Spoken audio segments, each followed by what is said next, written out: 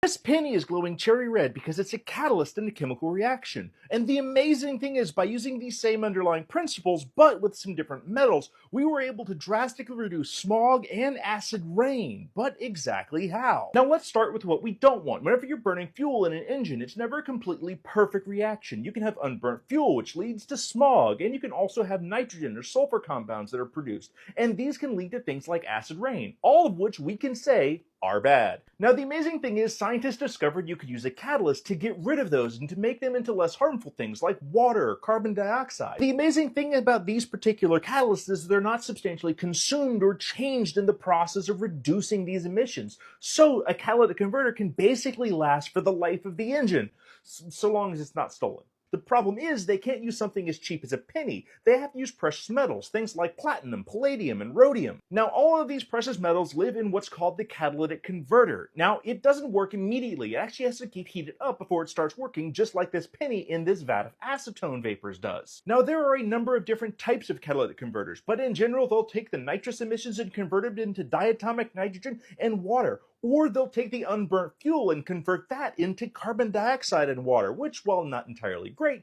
is still better than the smog they would produce otherwise. So while relatively expensive on an individual basis, the amount of lives they've saved from reduced emissions definitely makes these worthwhile.